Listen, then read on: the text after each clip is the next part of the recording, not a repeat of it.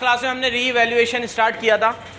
आज आप लोगों को उसके क्वेश्चन कराने हैं। कल मैंने आप लोगों को बताया रिवैल्यूएशन बहुत इजी टॉपिक है एंट्री वाइज। क्या आपको एसेट लायबिलिटी के रूल याद होने चाहिए? कौन से रूल? एसेट अगर बढ़े तो, कम हो तो, और लायबिलिटी का क्या रूल है? बढ़े तो, कम हो तो। आप एसेट लायबिलिटी को बढ़ाना कम करना सीख लो, एक तरफ क्या आएगा? रीवैल्यूएशन। कल बहुत सारी एंट्रीज आप लोगों से पूछी थी, बताई थी, डिस्कस करी थी। 48 तक हम लोग पढ़ चुके हैं लास्ट क्लासों में। इलस्ट्रेशन 49 से शुरू करो। पहला ही पॉइंट आपको जो कल चर्चा करी थी वही है, stock is under value by 10%। Entry बता, स्टॉक 10% से अंडर वैल्यू है। हाँ, तू तो एंट्री बता दे बस। स्टॉक अंडर वैल्यू है, अमाउंट तो तेरे को बहुत टाइम लगेगा अभी। स्टॉक अगर अंडर वैल्यू है तो स्टॉक को बढ़ाएंगे। स्टॉक अकाउंट डेबिट टू, ये कल पढ़ाया था, स्टॉक टू। लेकिन अब 10% आपको स्टॉक दे रखा है 54। आप अगर 54 का 10% ले लोगे तो कल इतनी लंबी रामायण वेस्ट हो जाएगी। मैंने कहा था ये 54,000 ओरिजिनल वैल्यू नहीं है, ये 10% से कम है। तो मैंने कल कहा था ये 90 की वैल्यू है। तो पहले इसको कितने पे लाओ? जब 100 पे लाओगे तो ये 60 हो जाएगा। कितना हो जाएगा? और अब प्यार से इसका 10% निकालो, 6000। कितना? स्टॉक अंडर वैल्यू था, हमने एंट्री करी, स्टॉक को बढ़ा दिया। Stock account debit to. देखिए मेरे बच्चों, हो रही है क्या एंट्री? बहुत सिंपल टॉपिक है, आगे आओ। समझ में आ रहा है बेटा? पीछे दिव्यांश, अगला देख।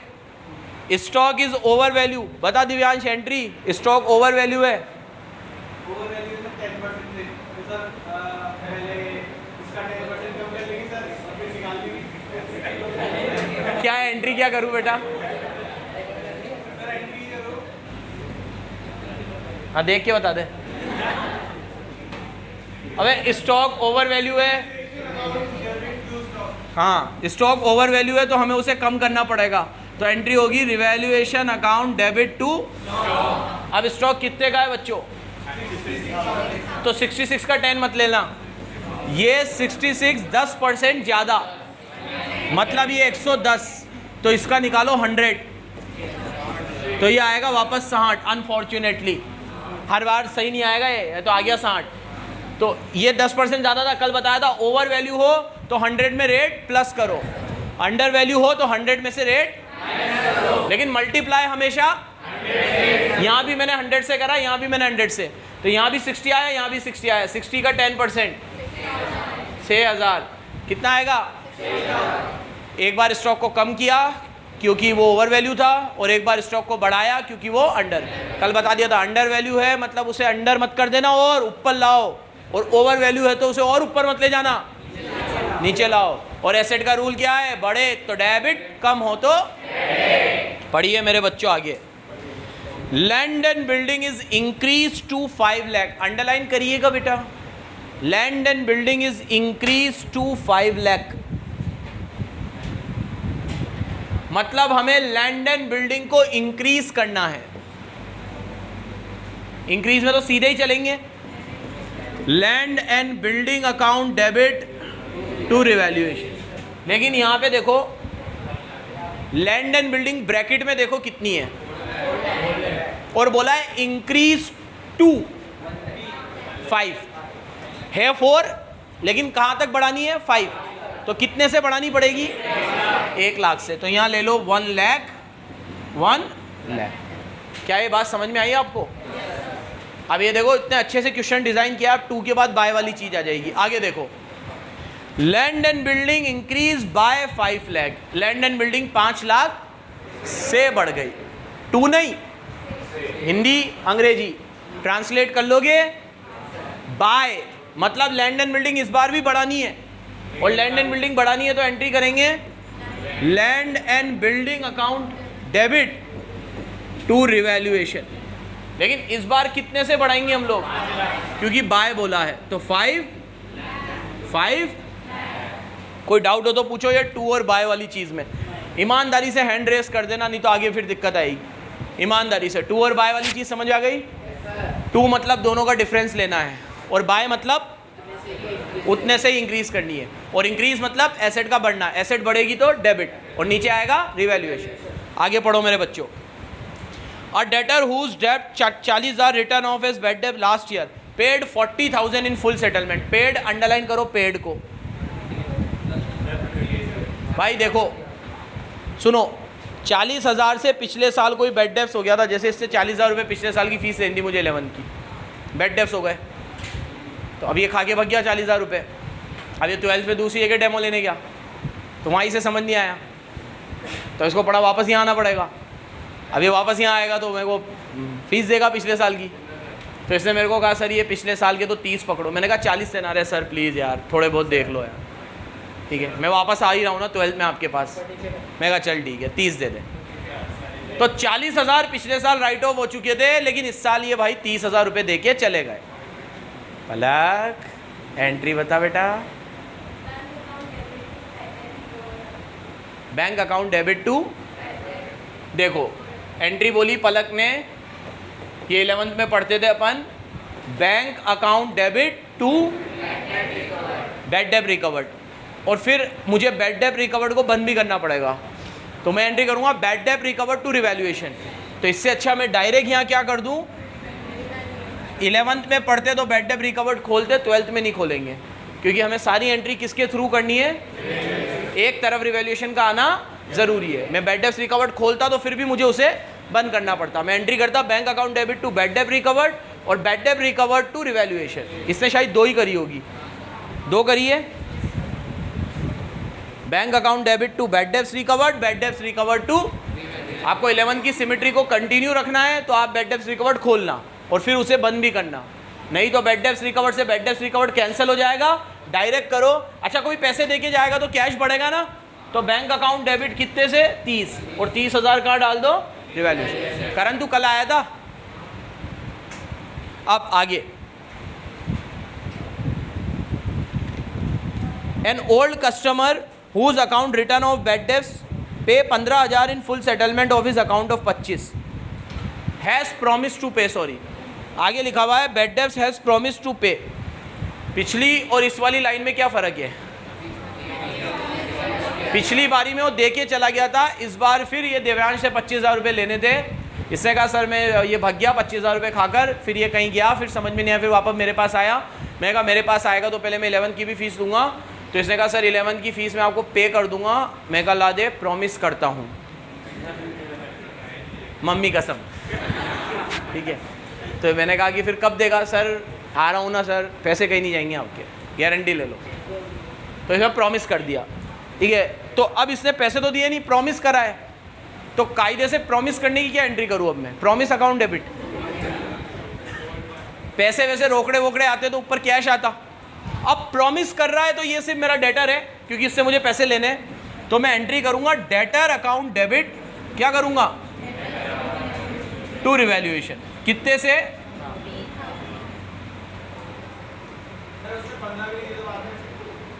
नहीं दिए तो ये बैड डेट्स हो जाएगा, तो एंट्री करूंगा बैड डेट्स टू डेटर, क्योंकि बैड डेट्स से क्या कम होते हैं, तो नीचे डेटर आ जाएंगे वो खत्म और ऊपर बैड डेट्स आ जाएगा, ठीक है, जब वो नहीं देगा तब। लेकिन मैं एक बात बताऊं आपको, कायदे से यहाँ पे नो एंट्री होनी चाहिए थी। अकाउंट्स के लॉजिक ये कहते हैं कि इसकी कोई एंट्री नहीं होनी चाहिए थी। जो बंदा एक बार डिफ़ॉल्ट करके गया है, क्या गारंटी हो दूसरी बार पैसे देगा। यहाँ पे ज़बरदस्ती डेटर का अकाउंट खोलने का कोई सेंस नहीं बनता था। जब वो 1 महीने बाद बोल रहा है पैसे दे दूंगा, तो जब पैसे दे तब डायरेक्ट एंट्री कर देना बैंक अकाउंट डेबिट। आज उसे डेटर बनाने की कोई आवश्यकता नहीं थी, प्रॉमिस करने की कोई एंट्री। प्रॉमिस की क्या एंट्री करोगे, आप खुद ही सोचो ना। आज अगर आप मुझे प्रॉमिस कर रहे हो आप फीस दोगे, तो मैं क्या एंट्री करूँ प्रॉमिस की, तो मैं सबको डेटर बनाऊँ आपको, मैं आपको कोई डेटर वेटर थोड़ी बनाता हूँ। जब आप फीस देते हो तो मैं सीधे सीधे उस फीस को अपने अकाउंट्स में रिकॉर्ड कर लेता हूँ। डेटर बनाने का क्या मतलब है, डेटर बनाने का ये मतलब है कि मेरे यहाँ अगर एक स्टूडेंट आया, अगम आया, तो मैंने एंट्री करी Agam account debit to fees, फिर बैंक टू अगम, फिर Kopal account debit to fees, bank to Kopal. ऐसे एक एक का अकाउंट पहले खोलता जाऊँ फिर बंद करता जाऊँ, ऐसे थोड़ी करता हूँ मैं। तो क्या करता हूँ, तुम्हारी कोई एंट्री करता ही नहीं हूँ। जिस दिन तुम फीस देते हो मैं उस दिन एंट्री करता हूँ, cash account debit to class 12 fees, cash account debit to class 12 fees, सीधे सीधे एंट्री। फिर class 12 fees to trading P&L, और P&L अकाउंट में दिखा देता हूँ by class 12 fees, by class 11 fees, by BCom fees, by CA fees, by IPCC fees. तो मेरा फीस का टोटल हो जाता है। और इधर मैं सारे खर्चे दिखा देता हूँ, सारे खर्चे काटने के बाद लास्ट में मेरा नेट प्रॉफिट आ जाता है। ऐसे करता हूँ मैं, और ऐसे ही होनी चाहिए। प्रॉमिस की क्या एंट्री कर रहे हो? आधा अंदर आ जाए।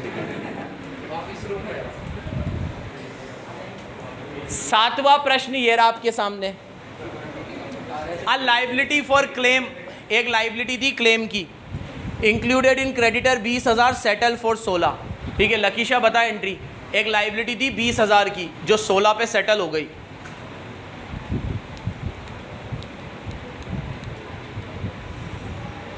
क्रेडिटर 20 के थे, 16 पे सेटल हो गए।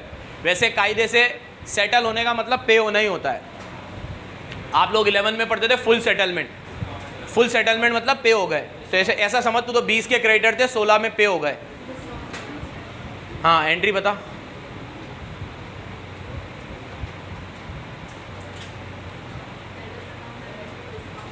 कौन सा अकाउंट? Debtors account. बहुत बढ़िया बेटा। जिसको पैसे देने होते हैं वो कौन होते हैं? तेज बोलो थोड़ा, तेज बोलो। 11th वालों के सामने जलील करूंगा अभी तुम्हें मैं। कौन होते हैं जिनको पैसे देने होते हैं? और जिनसे लेने होते हैं? तो यहाँ देने हैं, तो एंट्री होगी क्रेडिटर अकाउंट डेबिट, सुनो, टू बैंक। क्रेडिटर 20 के थे, बैंक में 16, 4 कहाँ चले जाएंगे? एक ही तो अकाउंट है। जो बचा खुचा सब कुछ जो समझ ना आए वो कहाँ जाएगा? रिवैल्यूएशन। ये और इजी हो गया आपके लिए। अभी 11th में होते तो यहाँ डिस्काउंट रिसीव खुलता, यहाँ डिस्काउंट अलाउ खुलता, यहाँ तो कुछ सोचना ही नहीं है। एक तरफ तो क्या आएगा? रिवैल्यूएशन। अगर मैं 11th पढ़ा रहा होता तो मैं एंट्री करता, पेमेंट करने की एंट्री होती है क्रेडिटर टू बैंक, बस 4,000 का डिस्काउंट मिलता तो यहाँ आता है डिस्काउंट रिसीव। लेकिन यहाँ पे क्या आएगा? Creditor to bank to revaluation. 4,000 रुपये कहाँ चले जाएंगे? एक तरीके से मेरे से कल किसी ने पूछा था, मैं आपको जवाब दूंगा, जितना भी फायदा नुकसान है ना सब रिवैल्यूएशन में जाएगा। क्या? अभी जैसे आप एक सरल तरीके से समझो, लैंड बढ़ाई हमने, तो हमने एंट्री करी लैंड टू रिवैल्यूएशन, तो इसका मतलब क्या हुआ? एक तरफ लैंड बढ़ गई, और लैंड बढ़ना फायदा होता है तो रिवैल्यूएशन क्रेडिट हो गया। फायदे में रिवैल्यूएशन क्रेडिट होगा, नुकसान में रिवैल्यूएशन। अब आपको और समझ में ना आए ना तो इस तरीके से समझ में आ ही जाएगा 100%। देखो यहाँ पे 4,000 का फायदा हुआ है तो रिवैल्यूएशन क्रेडिट हुआ, डेटर से भी फायदा हुआ है, रिवैल्यूएशन क्रेडिट हुआ, वो पैसे देके चला गया, फायदा हुआ है, रिवैल्यूएशन क्रेडिट हुआ। यहाँ पे हम लोगों ने स्टॉक को बढ़ाया, रिवैल्यूएशन क्रेडिट हुआ। यहाँ हमने स्टॉक को कम कर दिया तो रिवैल्यूएशन। तो एक तरीके से रिवैल्यूएशन में डेबिट साइड में सारी गंदी चीज़ें आएंगी और क्रेडिट साइड में सारी अच्छी चीज़ें आएंगी। गंदी चीज़ें डेबिट साइड में, अच्छी चीज़ें, अच्छा क्या होता है? अच्छा एसेट का बढ़ना, लायबिलिटी का कम होना अच्छा होता है। और गंदा क्या होता है? गंदा एसेट का कम होना और लायबिलिटी का बढ़ना। तो गंदी चीज़ें रिवैल्यूएशन में डेबिट साइड में, अच्छी चीज़ें ऐसे याद रख लोगे, ये सारा अच्छी चीज़ें कहाँ आ रही है? क्रेडिट साइड में। एक लास्ट एडजस्टमेंट पढ़िएगा, ये वाली।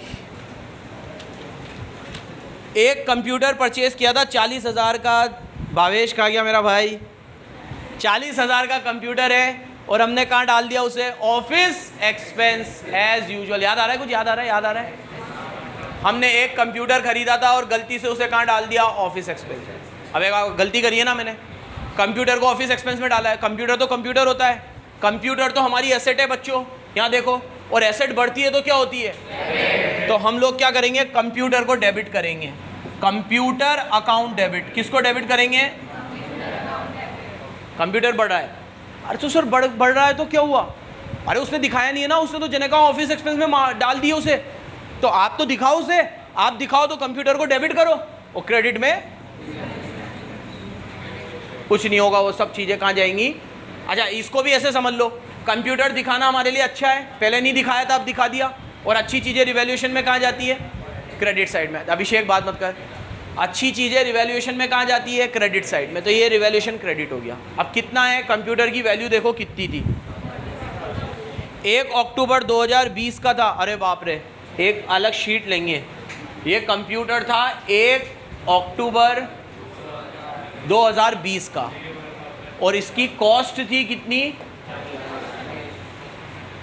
अब अक्टूबर, नवंबर, दिसंबर, जनवरी, फरवरी, मार्च, पहले 6 महीने का डैप लगाओ।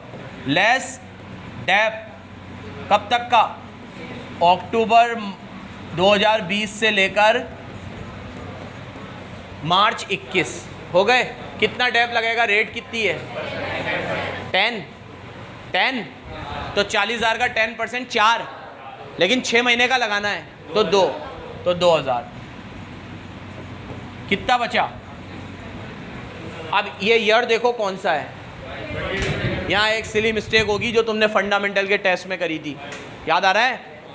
याद आ रहा है ना? देखो ईयर वाली चीज़ गलती मत करना। देखो, एक computer purchase on October brought into account on 31 मार्च 22, और ये तो तुम्हारा 31 मार्च 21 है। तो अब तुम डैप लगाओ 1 अप्रैल 21 से लेकर 31 मार्च 22 तक।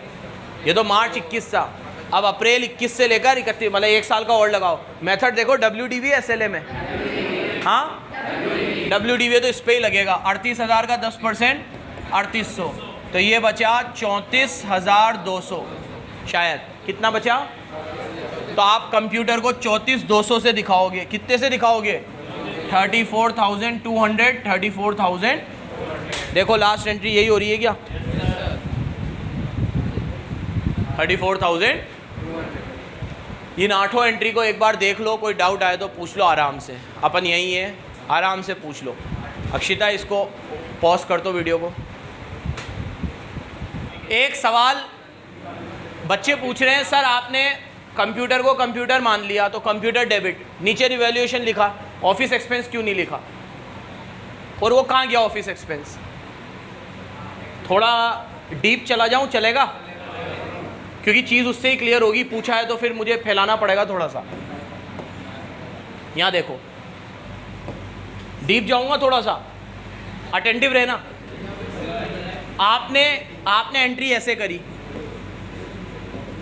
Office expense account debit to bank. समझ में आ जाए ना आपको पूरी पिक्चर? तो ईमानदारी से बताना आ गया समझ में, एवं ही हाँ मत भरना। मैंने ये ऑफिस एक्सपेंस में डाल दिया, ठीक है? कितना? 40। डेप वेप तो लगाया नहीं मैंने, तो मैंने एंट्री कर दी ऑफिस एक्सपेंस टू, यहाँ कंप्यूटर आता, क्या था? कंप्यूटर। मैंने क्या डाल दिया? अब इसके बाद मैंने एंट्री करी होगी P&L टू ऑफिस एक्सपेंस, क्योंकि हर खर्चा कहाँ बंद होता है? ये भी कहाँ बंद हो गया होगा? जैसे ही मैंने P&L को डेबिट किया, तो सपोज करो अगर मेरा प्रॉफिट 4 लाख था, तो ये प्रॉफिट अब 40 से कम हो गया, और अब कितने बचे? और जो भी प्रॉफिट होता है वो इस साल 12th में बताया पार्टनर में बंटता है, तो ये पार्टनर में बंट गया। ए और, मान लो इनका रेशियो इक्वल था, तो 1:80 ए और बी। समझ गए? जब मैं एंट्री को रिवर्स करूंगा तो मैं एंट्री करूंगा कंप्यूटर अकाउंट डेबिट, क्योंकि मैंने कंप्यूटर नहीं बताया था, टू रिवैल्यूएशन, 40 से नहीं 34। बहुत बराबर सुनना। देखो, तो computer to revaluation, office expense तो खुल के पहले ही बंद हो गया था। कंप्यूटर टू रिवैल्यूएशन, अभी आपने पढ़ा नहीं है, रिवैल्यूएशन में जो भी फायदा होता है वो भी पार्टनर में ही जाता है। कल बता दो, दी थी ना मैंने ये बात कि फायदा और नुकसान कहाँ जाता है? सपोज करो रिवैल्यूएशन में और कुछ ना होता, यही होता, तो ये फायदा भी पार्टनर में जाता। तो मैं एंट्री करता revaluation account debit to A to B, 34 दोनों में चले जाते, 17। अब नेट इफेक्ट देखो, पार्टनर को 180 इधर मिले, 17 इधर मिले, तो 180 और 17 197, 180 और 17 197। अगर मैं ये गलती ना करता तो पार्टनर को 4 लाख मिलते, तो 2 लाख। लेकिन अगर मैं ये गलती ना भी करता तो भी 4 लाख पूरे नहीं मिलते, क्योंकि 40,000 रुपये डैप तो लगता। अब अगर 40,000 रुपये 2 साल का डैप 6,000 रुपये लगता, जो मैंने यहाँ 6,000 लगाया है, मैंने राउंड ऑफ करा है, तो वो 6,000 इधर कम हो जाते। तो 4 लाख के प्रॉफिट में से 6,000 कम हो जाते हैं डेप्रीसिएशन के। तो जैसे ही 4 लाख में से 6,000 जाते तो बचते 394, और 394 को अगर मैं इक्वल बांटता तो कितना आता? 197। ये इफेक्ट है, इफेक्ट वही आया है पूरा। एक बार फिर देखो, अगर 4 लाख का प्रॉफिट कमाया था मैंने, अगर मैं इज्जत से डेप्रीसिएशन लगा देता, भावेश वाली गलती ना करता, तो डेप्रीसिएशन लगता 6,000 का, और 4 लाख में से 6,000 का डेप्रीसिएशन चला जाता, क्योंकि डेप्रीसिएशन खर्चा है। तो 4,000 में से 4 लाख में से सॉरी डेप्रीसिएशन माइनस करने के बाद कितना बचता? 394। 394 को इक्वल बांटो दोनों पार्टनर में, कितना आएगा? बांट के देख लो, 394 इक्वल बांटो 197, 190। तो अगर मैं गलती ना करता तो एक एक पार्टनर को कितने मिलते? लेकिन मैंने तो गलती करी। अब गलती का इफेक्ट देखो, मैंने ऑफिस एक्सपेंस को दिखाया नहीं, मतलब सॉरी कंप्यूटर को ऑफिस एक्सपेंस में दिखा दिया। तो मैंने एंट्री करी office expense account debit to bank, और उसके बाद मैंने एंट्री करी होगी P&L टू ऑफिस एक्सपेंस। तो ऑफिस एक्सपेंस 40 से खुला, 40 से, तो मेरा P&L 40,000 रुपये से कम हो गया, क्योंकि खर्चे दिखा दिए मैंने। तो मेरा जो प्रॉफिट 4 लाख का था उसमें से मैंने 40,000 के खर्चे दिखा दिए ज़बरदस्ती, जबकि वो खर्चे थे ही नहीं। तो 4 लाख में से 40 गए, मेरा प्रॉफिट 360 ही बचा। 360 जब मैंने पार्टनर में बांटा तो एक को 180 मिला, इसको 180 मिला। तो ये मेरे से गलती हो गई। अब गलती को मैंने सही कैसे किया? ऑफिस एक्सपेंस की जगह मेरे को कंप्यूटर दिखाना चाहिए था, मैंने कंप्यूटर दिखाया, मैंने कंप्यूटर को डेबिट किया। आप कह रहे हो यहाँ नीचे ऑफिस एक्सपेंस दिखाओ, मैंने कहा नहीं, ऑफिस एक्सपेंस तो पहले खुल के बंद हो गया, क्यों दिखाऊँ? तो वो 40,000 रुपये मैंने रिवैल्यूएशन में डाले।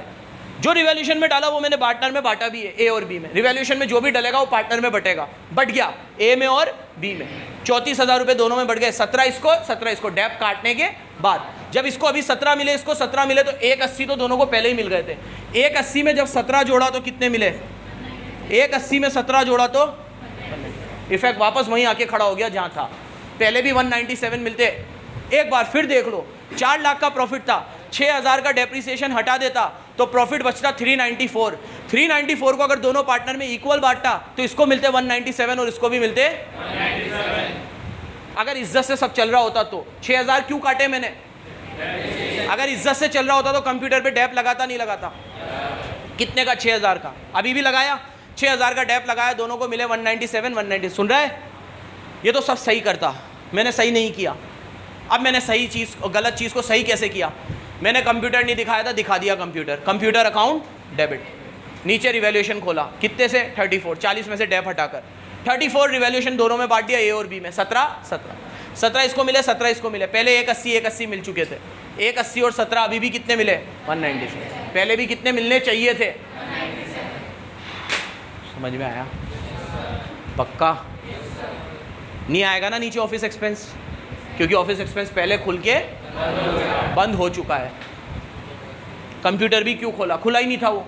और कंप्यूटर इसलिए भी खोला क्योंकि कंप्यूटर अब बैलेंस शीट में आएगा एसेट साइड में। ये अकाउंट खुल के बंद थोड़ी होते हैं, एसेट साइड में आते हैं। कहाँ आते हैं? अगर मैं कंप्यूटर नहीं लिखता तो फिर वो कंप्यूटर को मैं एसेट साइड में कैसे दिखाता? तो आज मैंने कंप्यूटर खोल दिया और उसे कहाँ दिखा दिया? Asset side.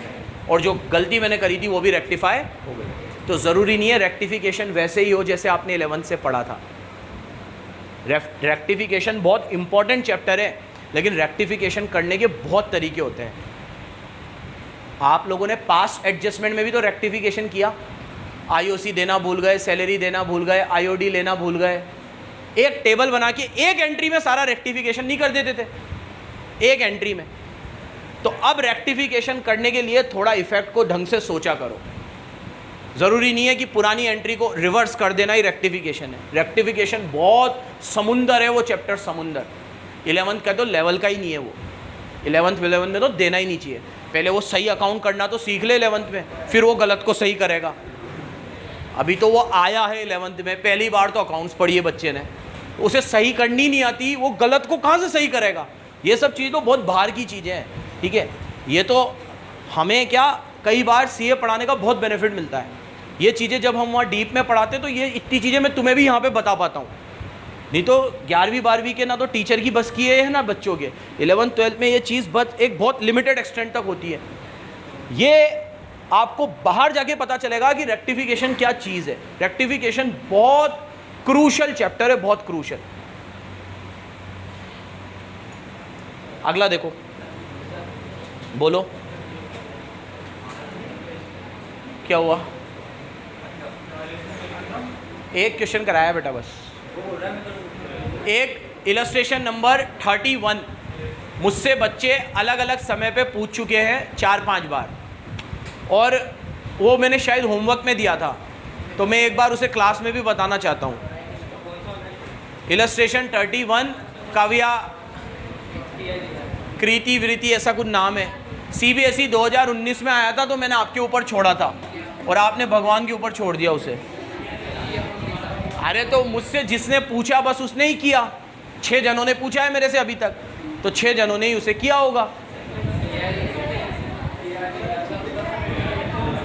और बाकियों ने किया भी हो तो मुझे भरोसा नहीं है, मैं खुद ही कराऊंगा। इलस्ट्रेशन 31 निकालो।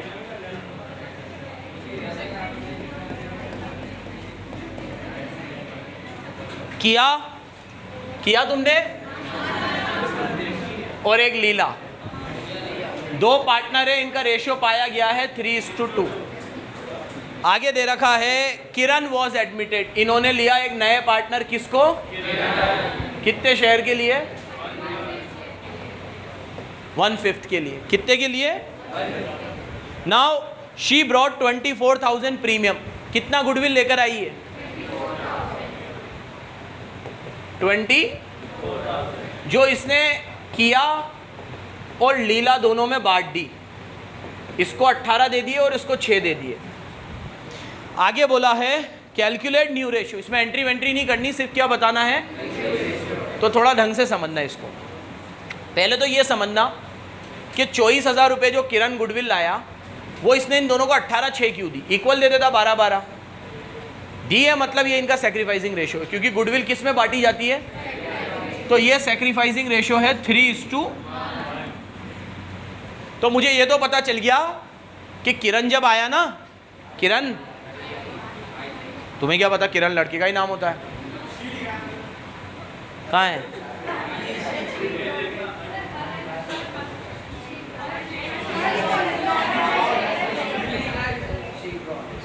ठीक है, हर भी लिखा है, तो आई, तो ये है मतलब। तो किरण आई मान लो, और किरण ने अपना शेयर किया और लीला से 3:1 में लिया।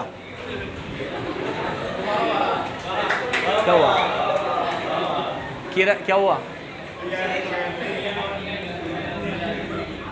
तो ये जो किरण का शेयर है 1/5, ये इसने किया और लीला से 3:1 में लिया।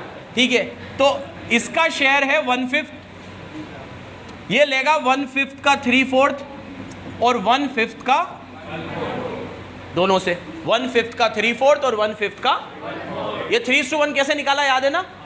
क्योंकि अगर आप सामने वाले को 18,000 6,000 गुडविल दे रहे हो, तो यही सेक्रीफाइसिंग रेशियो है 18/6 का रेशियो आएगा 3:1। तो आपका शेयर है 1/5 किरण का, और आप इन दोनों को दे रहे हो 3:1 में रेशियो ले रहे हो इनसे, तो ये सेक्रीफाइसिंग रेशियो हो गया।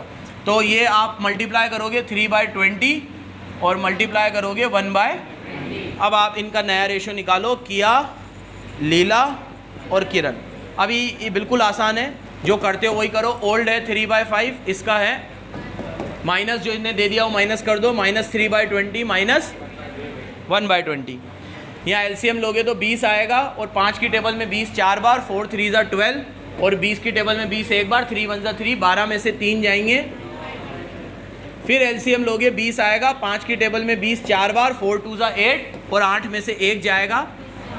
इस गरीब का तो पता ही है 1/5।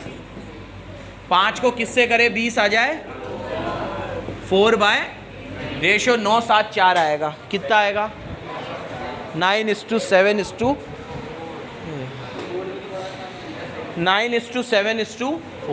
सिंपल सा क्वेश्चन था, ये बोर्ड में आया था 2019 में। आगे आओ, ये एक क्वेश्चन बीच में दिया था, कभी ऐसा बोर्ड का क्वेश्चन हो और ना आए तो पूछ लिया करो। अभी तो कुछ बच्चों ने बाद में पूछा था, कोई बात नहीं, लेकिन एक इलस्ट्रेशन नंबर 50 भी देखो, लास्ट आज के लिए। Illustration number 50।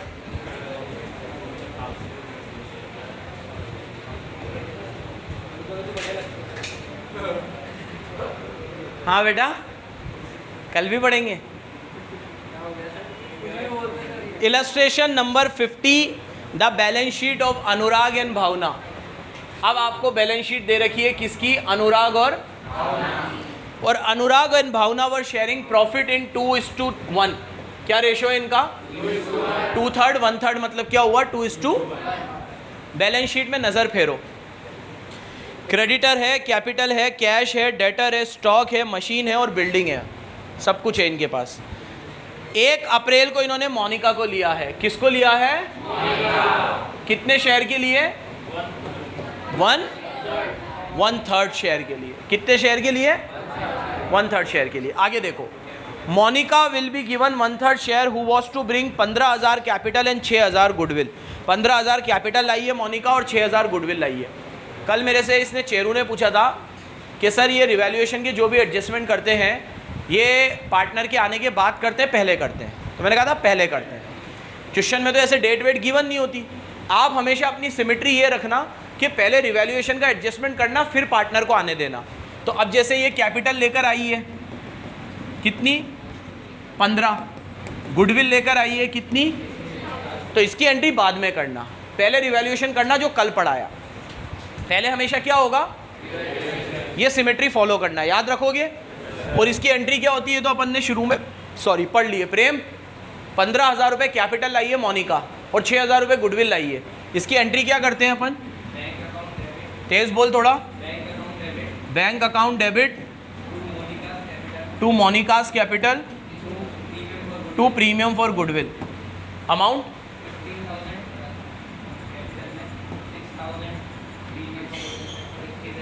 21,000। यहाँ मैंने ये एंट्री यहाँ इसलिए करी, मैं यहाँ रिवैल्यूएशन करूँगा और ये आप एक पेज छोड़ के, लेकिन क्यों छोड़ना है? पहले रिवैल्यूएशन करेंगे फिर ये करेंगे, है ना। पहले ये एडजस्टमेंट था तो मैंने पहले ये बता दी। शुभी, इस एंट्री के अलावा और कोई एंट्री?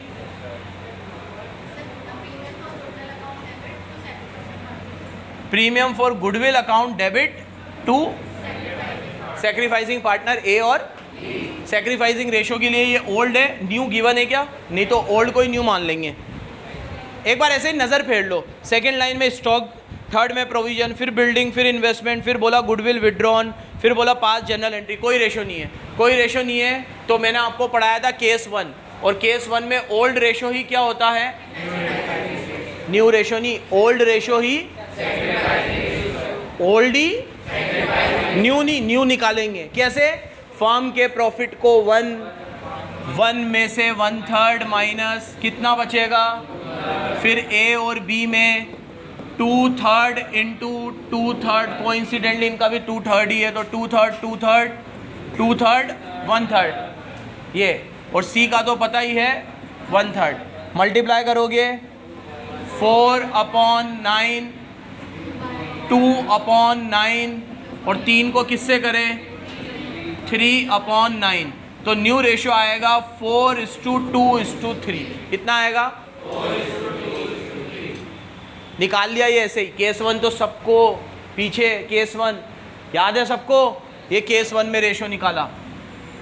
हाँ, अब गुडविल बांटने की entry, premium for goodwill to A, sacrificing ratio old ही रहेगा 2:1। 6,000 को 2:1 में बांटो, 4 और 2। ये 2 एंट्री तुम्हें लास्ट में दिख रही होगी, टिक कर लो। दिख रही है? ये तो हम लोग जो डे 1 से पढ़ रहे हैं वो गुडविल लाने की एंट्री। अब मैंने जो कल पढ़ाया वो उसको कुछ पता नहीं, हितेश को दिखी बेटा? दिखी? कहाँ है एंट्री? क्वेश्चन याद है कौन सा है ये? कौन सा है बेटा? 50 है। नहीं दिखी एंट्री? देखो कहीं होगी। कैश होगा, बैंक की जगह कैश होगा। सॉरी, कैश है। अब मैं एडजस्टमेंट शुरू से पढ़ रहा हूं। पहला मोनिका वाला पढ़ लिया। दूसरा, stock and plant and machinery reduce by 10%। अब शुरू होगा रिवैल्यूएशन। ये रेशो मैंने ऐसे ही निकाला था आपके लिए, हटा रहा हूं इसको। 4:2:3। हाँ, कर सकते हैं। क्या क्या कॉन्ट्रा? अबे कंबाइन। हाँ, इसमें कंबाइन एंट्री कर सकते हो तुम लोग। हाँ, तू बता पीछे Ujjwal, stock reduce by 10%, entry बता क्या होगी? Stock reduce by 10%। हाँ समर्थ बता, मास्क हटा के हटाना बताना। Very good. Revaluation account debit,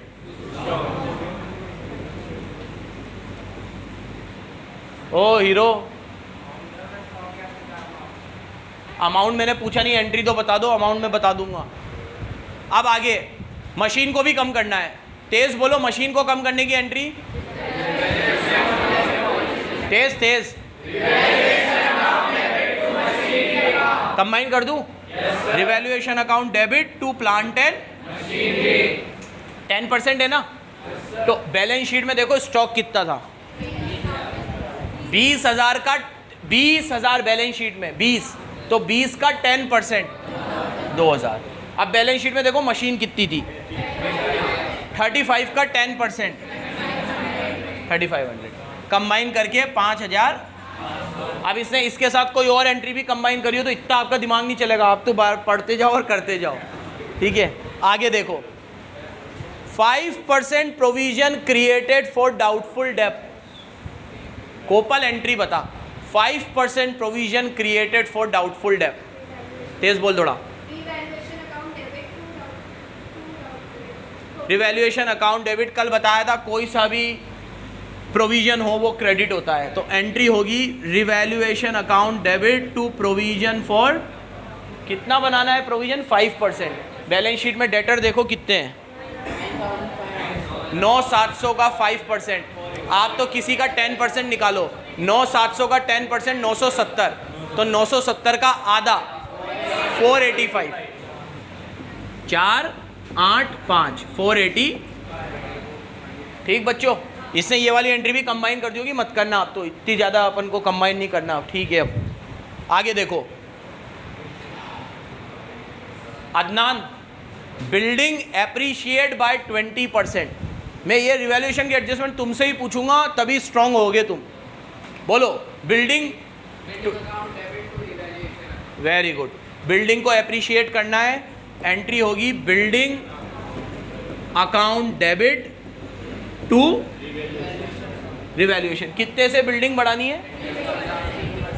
20।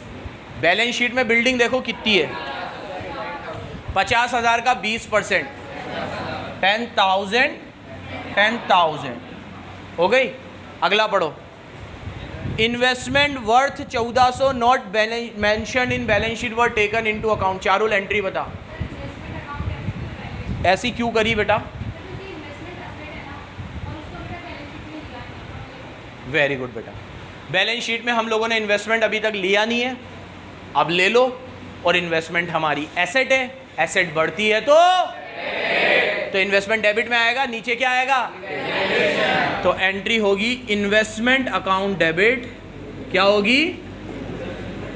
Easy है ना? देखो ये एक ही चीज याद रखना है, एसेट बढ़ रही है कि एक तरफ रिवैल्यूएशन। कितने से इन्वेस्टमेंट दिखानी है? 1400। आगे पढ़ो, खत्म। और गुडविल इन्होंने विड्रॉ कर ली, अरे भाई ये विड्रॉ की भी एक एंट्री करो, 1, 2, 3 विड्रॉ करता हूँ, विड्रॉ करने की रिवर्स हो जाएगी। ए कैपिटल याद है ना भाई, पुराना मत भूल जाना, पुराना मत भूल जाना। A capital debit, B capital debit to bank, 4, 2, 6, 4, 2, ये मैंने गुडविल को विड्रॉ कर लिया। एक लास्ट चीज़, ये एंट्रियाँ तो हमने कर ली, अब इनका बैलेंस अगर हमको इनके अकाउंट में भी दिखाना होता, क्योंकि अब क्वेश्चन में रिवैल्यूएशन की एंट्री ना आकर उसका अकाउंट आएगा, तो इसकी तुम लेजर पोस्टिंग कर सकते थे। जैसे अगर मैं रिवैल्यूएशन का अकाउंट बनाता तो डेबिट साइड में क्या लिखता? 2 स्टॉक 2 मशीन। यहाँ डेबिट साइड में क्या लिखता? 2 प्रोविजन। फिर यहाँ रिवैल्यूएशन क्रेडिट हो रहा है तो क्रेडिट साइड में क्या लिखता? By building. यहाँ भी रिवैल्यूएशन क्रेडिट हो रहा है तो क्रेडिट साइड में क्या लिखता? By investment. लेजर पोस्टिंग का रूल, डेबिट वाली चीज़ डेबिट में, क्रेडिट वाली चीज़ क्रेडिट में, अपने अकाउंट में अपना नाम। तो अगर इसकी रिवैल्यूएशन में मेरे को पोस्टिंग करनी होती तो रिवैल्यूएशन अकाउंट कुछ इस प्रकार बनता, क्रेडिट डेबिट। सबसे पहले तुम लोगों ने, उसने समर्थ ने स्टॉक और मशीन को कम किया था, एंट्री करी थी revaluation to stock to machine. तो रिवैल्यूएशन के डेबिट साइड में लिखेंगे टू स्टॉक, फिर कोपल ने प्रोविजन बनाने की एंट्री करी थी रिवैल्यूएशन टू प्रोविजन, तो यहाँ लिखेंगे टू प्रोविजन। फिर बिल्डिंग को बढ़ाने की एंट्री करी थी अदनान ने, बिल्डिंग टू रिवैल्यूएशन, तो रिवैल्यूएशन में लिखेंगे बाय बिल्डिंग। फिर इन्वेस्टमेंट बढ़ाने की एंट्री चारुल ने करी थी रिवैल्यूएशन, अरे इन्वेस्टमेंट टू रिवैल्यूएशन, तो रिवैल्यूएशन को क्रेडिट किया था, तो रिवैल्यूएशन की क्रेडिट साइड में बाय इन्वेस्टमेंट, है ना। अब वहाँ बिना देखे अमाउंट हम लोग को जितने याद रहे पहले जल्दी जल्दी पोस्ट कर लो। जैसे शायद बिल्डिंग में 10 था, इधर 1400 था, इसको 10% 2000 से कम किया था, मशीन को भी 10% कम किया था, ये 3500 थी और ये 485 का प्रोविजन था, पोस्टिंग कंप्लीट। ये बन गया कौन सा account? Revaluation account. Now check it out whether debit is more than credit और credit is more than debit.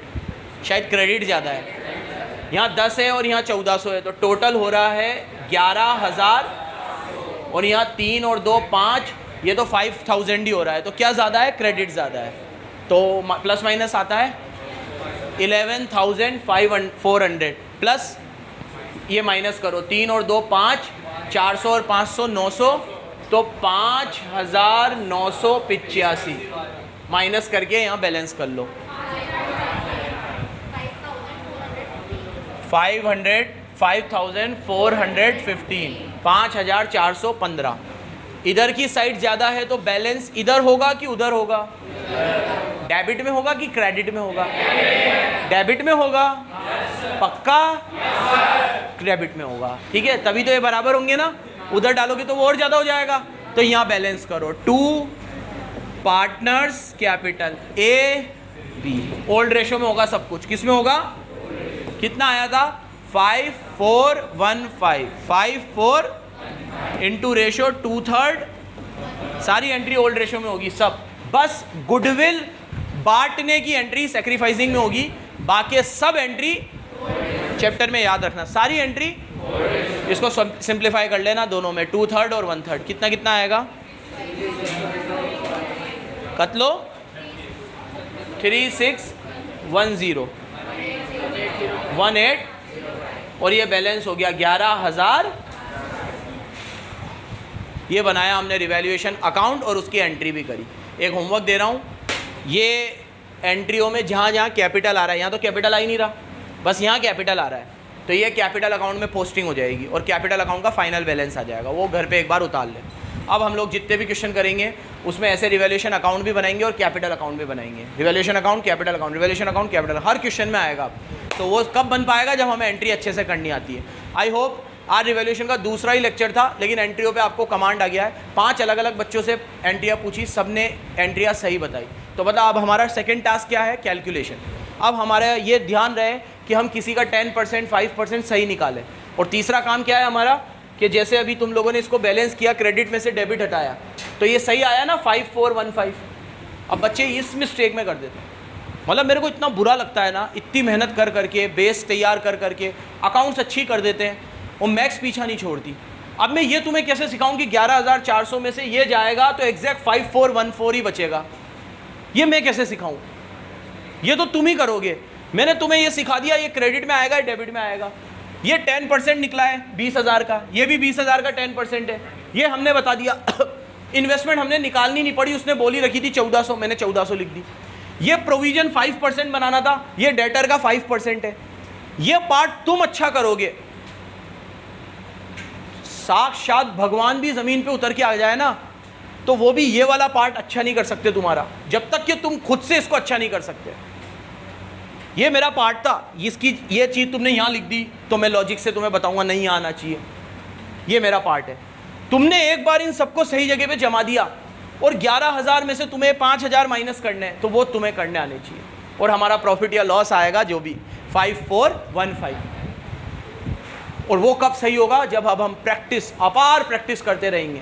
बस सर नहीं, खूब सर, बहुत सारे क्वेश्चन 85-90 तक जाएगी अभी गाड़ी, कोई चूचा नहीं, और सारे क्वेश्चन इतने ही लंबे हैं।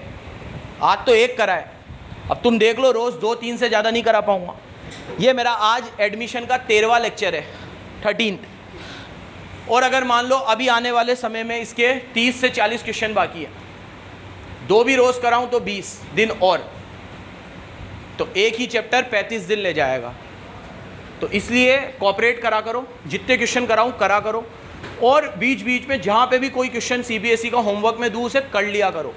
जब तक कि क्वेश्चन एकदम कॉमन ना होना मैं तुम्हें देता ही नहीं हूं। मुझे खुद ही भरोसा नहीं है कि तुम करोगे, मैं तुमसे ज़्यादा कॉशियस हूँ। और एक क्वेश्चन मुझे ऐसा लगा ना बीच में कि गलत होमवर्क दे दिया है, मैंने आगे से आके बताया, तुमने नहीं पूछा मुझसे, क्योंकि मुझे डर था ये 5-6 बच्चों ने ही पूछा है, बाकी होगा रह ना जाए। मैं तुम्हें वो चीज़ तो दूंगा ही नहीं कथई जिसके अंदर एक तिनकी की चीज़ भी नहीं आ रही है, वो तो मैं ही बताऊंगा 110%। वही चीज़ दूंगा जो मुझे लग रहा है तो बिल्कुल ही कॉमन है। इस पैटर्न के मैंने 4 करा दिए, अब कम से कम एक तो देख लो, और वो भी देखने को देता हूँ, करने को तो मना ही करता हूँ। करने को तो अनसोल्ड ही देता हूँ, और करने को सिर्फ सीबीएसई के क्वेश्चन देता हूँ, और उसके लिए भी फिर अनसोल्ड मना कर देता हूँ, क्योंकि वो बोर्ड का क्वेश्चन है। हम लोग जब ये बुक को कंप्लीट करेंगे ना, तो एट द सेम टाइम हम पास्ट सीबीएसई के क्वेश्चन भी अपने आप कर चुके होंगे। अक्सर कोर्स होने के बाद बच्चा उसे लेता है कि मैं पास्ट ईयर के पेपर सॉल्व करूं। तुम पास्ट ईयर के पेपर करते जा रहे हो, 17 का, 18 का, 19 का, 16 का, 15 का क्वेश्चन इसमें है, वो मैं इसलिए तुमसे करवाता हूं ताकि वो पास्ट ईयर के एग्जामिनेशन के क्वेश्चन हमारे साइमल्टेनियसली होते चले। समझ गए? जाओ, बाय।